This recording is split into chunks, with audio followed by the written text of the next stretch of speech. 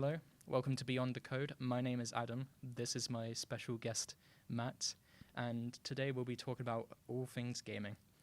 Starting off, we'll be talking about olden games. So, Matt, what's your thoughts about olden games? Did you ever like any growing up as a kid? I mean, my favourite is Mario 64. Mario 64, nice. I still speedrun it. You Sometimes. speedrun it. Yeah, I still speedrun it. What's sometimes. your fastest time? It was around about an hour. An hour. Yeah. Jeez. So Okay. it's not that great compared to like pros and stuff like Yeah. that. Yeah. Do you think old games have do you think they're more fun to speedrun, stuff like that? Because a lot of games, Mario 64 is sort of like a rare odyssey where it's a fully fledged story. Most games, very arcadey, like there isn't really like an end goal. I guess maybe with stuff like Pac-Man, there's sort of get into the glitched out 999 levels and stuff. Do you Yeah. think those are fun? I find it more fun with old games when you can just break it Yeah. and just get out of boundaries and yeah. just completely destroy it. Yeah, it's kind of crazy thinking about how games were, the breaking point for games were just the code. They weren't really. Yeah, exactly. People nowadays have to find game breaking bugs. This one you just have to play through and the code does its work. Now, modern games. Yeah. Modern games, I think it's safe to say there's definitely an improvement from old games. As you can definitely see the improvement if you load up Pac-Man from the 1980s compared to Elden Ring from 2022. I mean, what's your criteria for modern games? Modern game criteria. Definitely sort of most modern games now, they have the very, not all of them, of course, there's very different design styles, but there's the very realistic feel. There's also stuff, multiplayer. That's one thing that old games, arcadey games sort of never really had up until probably the 90s or something. Yeah, probably about then. Yeah. Yeah, but that's sort of my criteria for what makes a modern game is multiplayer. Most games have a story, whether it's loose or it's very narrative driven. The graphics nowadays are just amazing. Yeah. If you look at games like Elden Ring, if you look at games like Forspoken, although that game is, don't get me wrong, that game isn't the best, but the graphics do make it look amazing, and I think that's what makes very, very modern games very interesting. Yeah, I remember the first game that I got blown away from, and it was Detroit Become Human. The what? Detroit Become Human. Detroit. Oh, that was the first game that I got fully blown away from. Yeah, I think that's sort of sets the bar almost of what a modern game is. Of course, there's not really any multiplayer, which of course, I mean, a lot of people, it's very varied, the whole marketplace of modern games, which is very good, of course. I think that's also a very different point, but that game was amazing. The graphics was great. The voice acting, the sort of ways you can go about the story, how many endings there were. It was very interesting to play through. I love that game. It the game The Quarry? The Quarry, that kind of series, I feel like that took inspiration from that game just elevated it. Yeah, and now it's just a full basic franchise. I think the best sort of the best not grown example is the Telltale games. I think that was the epicenter. Yeah. That was the beginning. That was the start of all of these multiple choice, multiple ending styled games. But it's very interesting to see how very different the genres have gone, because my first sort of taste of that was the Telltale Walking games. Yeah, the Walking Dead ones. games. Yeah. Now it's gone from androids thinking they're humans.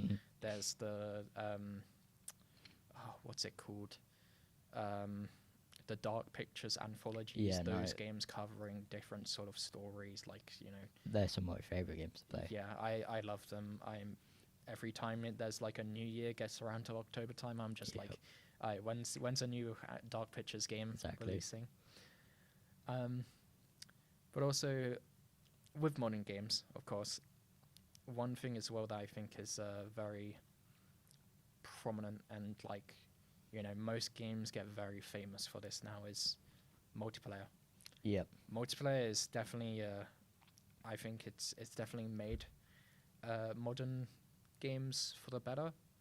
I think it's definitely it's sort of propelled something that would go from just a fun pastime, like you sort of run through it once or whatever, or if you're a Mario 64 fan, then you constantly go at it.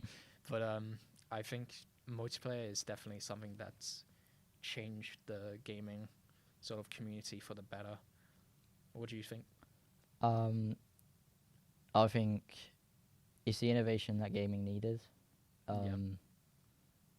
It builds that kind of sense of community and stuff like that. Either it be really good community or really toxic. Yeah.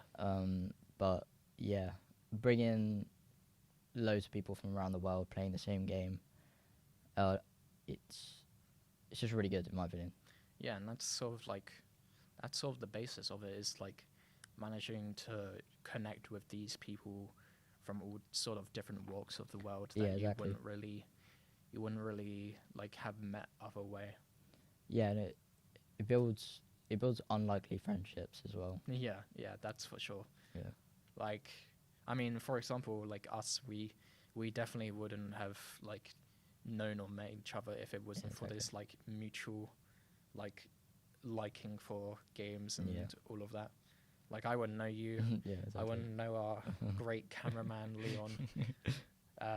So yeah, it's definitely something that was very needed and very healthy for the gaming community and for the growth of games. Yeah, and it brings that kind of sense of competitive to those kind of sort of games. Oh yeah, for sure.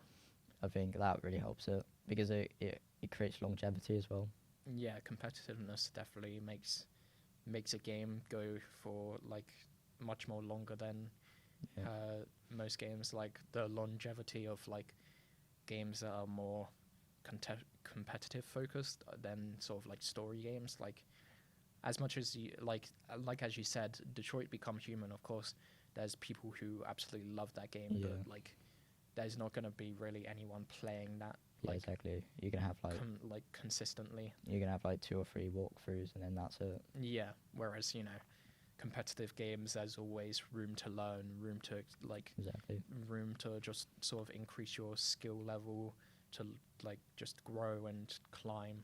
Yeah. You know. I think that's one of the reasons why Call of Duty is kind of dying as well. Call of Duty, yeah. I agree with that. There's only so much you can do in that game. Yeah, and I'm not gonna lie, the games are sort of like, they never release with a competitive mode. Yeah. Like, I remember, not Modern Warfare. Well, Modern Warfare 2, the most recent one. It's only been like a season since they've released competitive like modes. Back with Cold War, I think it took them like 3 DLC cycles to release competitive. So those games are like very behind. Of course, there's like the pro scene that's been going on for ages, from like it's MLG and whatever. But it's not that big anymore, though, is it? Yeah, it's definitely a dying scene, which is it's sad to see, because it's like, I loved COD growing up. So did I. I bought COD War pretty much only for the zombies. Yeah, same here. I'm definitely more of a zombies fan, but I can respect people who enjoy the multiplayer and play it like consistently on a daily basis. Yeah. Like back in the day with Black Ops 2 and Black Ops 3 zombies, it was peak. I think that was peak Call of Duty. Oh yeah, for sure. I loved Black Ops 3 zombies. I guess the only thing I hated was the fact that I had to carry my friends through any Easter egg ever. Um, However, one thing you said, and it's definitely like a concern within the gaming community, is toxicity, and Oh God. not just that, but also like how sort of modern era games are very. There's definitely a lot of negativity. There's a lot of bad apples in the batch, as some might say. Is there You know, there's. is there a specific game that comes to mind? I mean, there's plenty. I mean, all sort of games with this multiplayer like aspect, they all suffer the same sort of like bad reputations. Yeah. You know, they're either known for having community of people who are very toxic. You know, they're very aggressive, very like mean. You know, all of that sort of Yeah. just sort of unfriendly, unsportsmanlike. But then there's also stuff like hackers, you Yeah. know, DDoSes, especially in like popular competitive games where there is definitely more incentive. You know, hey, you, Yes. are you new to games? I am. Okay, well, there's a lot of bad guys in the modern day. Okay, and I'm here to present to you NordVPN. What is NordVPN? Well, NordVPN, it is a VPN service that is very cheap and affordable and helps protect your private information from being stolen from hackers, DDoSes, and keeps you safe everywhere online. Well, privacy is a very needed thing in today's day and age. Yes, it is. It comes with the ability to change your location, hide your IP address, and it's all very, very cheap and affordable, and that's at nordvpn.com. Okay, welcome back from the ad break. I have my new host and special guest, Yep. Leon. Hello. Leon. So Yes. we talked about the modern era with Matt, but Mhm. what about the future of gaming? Where do you see the future going? Obviously, I think we're looking down a VR route. Yeah. Whether I personally think that's what I want to happen is a different story. Yeah. Because personally, I don't think it's as accessible to a lot of people. You know, you need a big room, you need a computer that can handle the VR, you need the setup, the VR equipment. Also, it's very, as we had on our trip last year, I found out it's very, Nauseating Yeah, and like I felt very ill after about an motion hour. sickness. Yeah, That's I think while it's definitely an interesting sort of the whole idea and aspect of VR is it's very interesting. There's a lot of downsides to it. yeah, There's like, you know, not everyone's gonna work well with it. Not everyone's gonna like enjoy it as well. I think the whole like, as you said, like nausea and like motion sickness, it sort of turns people away from VR. Like I have a Yeah. VR at home, and I suffered from that for like my first week of trying it. And like I didn't really want to try it, but luckily I'm sort of like past that. I can like sort of comfortably play it now. But I will say one thing as well. One like not major like negative is the straps that go around your head. If you don't like fit them properly, they either are really tight or they are really loose. And if they're really loose, they like make your like nose area sort of Yeah. like you sort of like are like forced to go like.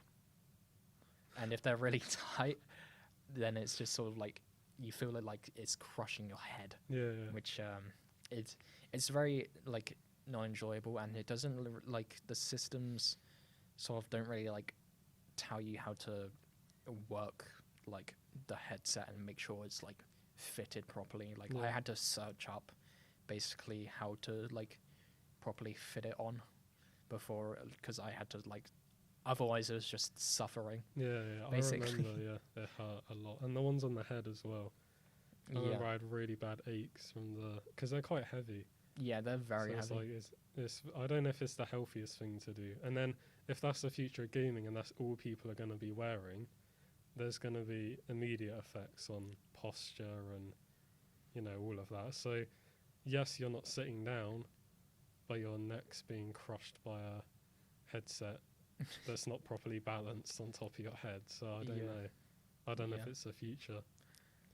One thing that actually Matt said previously in the modern era that I think is a very interesting idea of like how the future of gaming could go was I think it was a streamer who played Elden Ring using their literal mind. Yeah. I think while the idea sounds freaky, it's like there is a potential there where like you don't have to like it avoids you having to put on a headset that sort of like can ruin your posture, and like you sort of just have to like your brain does the work. Yeah. And as I said, it's weird, but like there is potential there, you know. I know. I'm just imagining a nice Elden Ring stream doing a no hit run. Last boss all goes well. He's got his Neuralink gear on, and then suddenly dog barks in the background. He gets shocked by it, and then the game just inputs something that he doesn't want, and that's the whole run. Yeah, Like there'd be a lot of distractions or yeah, like, exactly. There need to be things in place to ensure that background stuff isn't going to interfere. Like if you're tired, I don't know. I'm not going to try and act like a scientist, but you know, maybe your neuro stuff isn't as strong as when you're like fully energized, so it might not pick it all up. I don't know. yeah, there's definitely a lot of stuff we don't know yet for the future. Yeah. I think the only sort of like stuff futuristic wise that we know about is like all things like about VR really. In terms of different areas that gaming could go in the future, that's very up for debate, and it's very there's a lot of different paths it can go down, I think. I do like the concept of VR though. Do you remember Pavlov? Pavlov, yeah. And I yeah. remember seeing a video of that because I used to play Counter-Strike a lot, and the way you could grab someone's magazine out of their own gun and just Yeah. run off. I think stuff I- like that is they need to try and incorporate it into like a keyboard mouse sort of setup, because I don't think the VR headset's accessible enough. So if they could maybe make like a mouse where it's like a glove, so you're still sitting down, but the glove acts as like the hand. Yeah. Sort of something like that, maybe. I think it will wear off after a while, to be completely honest, and people will. That's what I mean. I don't think there will be a future of gaming for a while until there's another breakthrough in technology where we can do it all in our mind. Or we Yeah. have like microchips, and then we're just in the mainframe of gaming. Yeah, in the metaverse and Yeah, literally. everything around you is code and whatever. But yeah, that's one interesting point, Pavlov, because of course that's very very vividly based on like Counter-Strike and Yeah. whatnot. So there's, I think, definitely like PC gaming and console gaming. That's always gonna be around. I think mainly it's gonna come down to is, will VR games do these PC games but Yeah. better? You know, Yeah. will there be a better Rainbow Six Siege in VR? Will there be a better League of Legends in VR? You know, stuff like that. Yeah. Sort of. I think that's what it will come down to in terms of the future. Will games be more fun, enjoyable, and like interesting to play in VR, or are they better to play safely, sat down on a PC with your mouse and keyboard or controller? Well, that's the thing you were talking earlier with Matt about competitiveness and how that affects the longevity of a game. And I don't think VR is welcoming to a competitive environment. Like, I think VR is more like arcadey, you know, have a laugh, mess around, like Pavlov. You know, it's funny to watch you take someone's magazine out their gun and then they run off with no bullets. But then it's not optimized enough yet at all to be put in a competitive. Yeah. And like obviously competitive players, let's say Counter-Strike, they've been playing the game for like 10 plus years, like 10,000s of hours. They're not going to want to switch to something that is not as polished as what they're playing now, because Yeah. all of their past experience is going to go out the window and have no effect. Yeah, how I imagine VR esports in the future is literally just like, it's going to be like a massive stadium, like big center with just like 5 people on each side set up with their VR headsets Yeah. in like a big open like just area, Exactly. and it would look it would look really stupid. But that's how I imagine like if there was to be like esports for VR games. That's how I imagine stuff like that would look, which would look very silly, but you know, there's some sort of interest in that.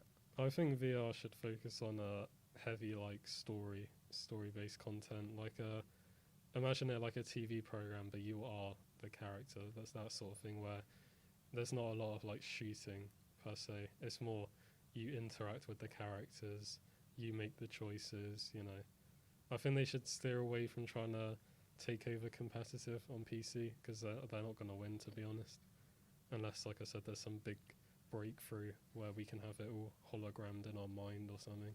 Yeah. But yeah, I think like a good story VR game would be very good. Yeah.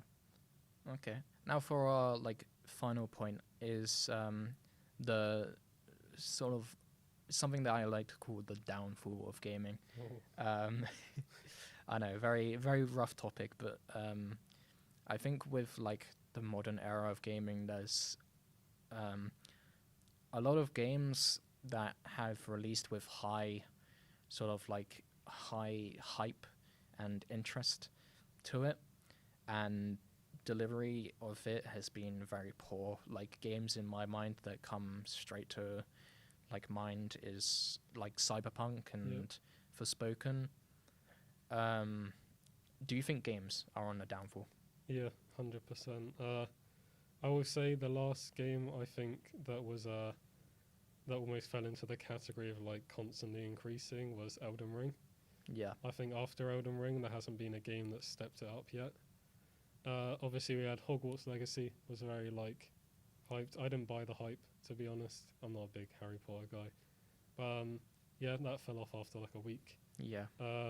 Sons of the Forest 2 was like I thought they were going to do more with it, to be honest. Yeah, same. And they just kind of went with the same sort of like minimal content, which I was very disappointed with, because they could have grown that game to something way bigger. Sort of like a lot of these games that they always it's almost like conditioning now. Yeah. Where like you have to be like, oh yes, a new game is releasing, but you can't fully be like hyped for it until you learn more, like from like a dev blog, like gameplay showcases, sort of like all of that, which is it kind of sucks because once you heard that a new game was releasing like 5 years ago or so, you're like, oh boy, I'm hyped for this.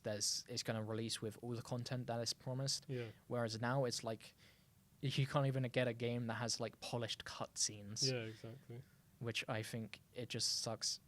However, I think there is sort of like a positive light with this, and that's with like indie games. Indie games, I think, in the modern era have really stepped up. I think most indie games, and a lot of people would probably back this argument, they're built with more heart, and they're built with the intent of fulfilling every promise that they bring or say before release. And they're always polished as well, because they're always polished. They're not trying to do too much to impress, you know, so they're always perfect, no bugs, everything's thought out. Like one game that I think I definitely would say is the indie game Hades. That game, released with immense hype, was built by a small team, had an amazing soundtrack that they even they sort of like said, oh, we want to bring like a good soundtrack, good gameplay. They delivered on everything, got amazing reviews, and I think it like won like a best indie award, and was just highly praised for being an actual polished and well thought out game. I mean, it's like Risk of Rain 2 as well. Risk of Rain, earlier this year, my friend introduced me. I'd never played the first one, and I was really impressed, to be honest. I don't know how I'd never heard of this game. I played it for like 2 weeks straight. There's just so much to do, you know. You have hundreds of items, like 20 characters, all different loadouts, and then they just launch these new games, and like Sons of the Forest, and you think they've done less work than these indie people, and it's like they had so much platform and opportunity to grow, and they kind of just can't be bothered. Yeah, yeah. There's sort of like no heart to it, there is which it kind of sucks. But I mean, it's good to sort of see that indie games, like there's the heart to it, and I think that's sort of like a good point to end on. Indie games have heart; they're polished. AAA games, I'm looking at you, Call of Duty, modern games, you gotta step up. Yeah. But yeah, that was it. That was today's episode of Beyond the Code with my special guest Leon and also special guest Matt from before. Thank you for watching. Have a good day.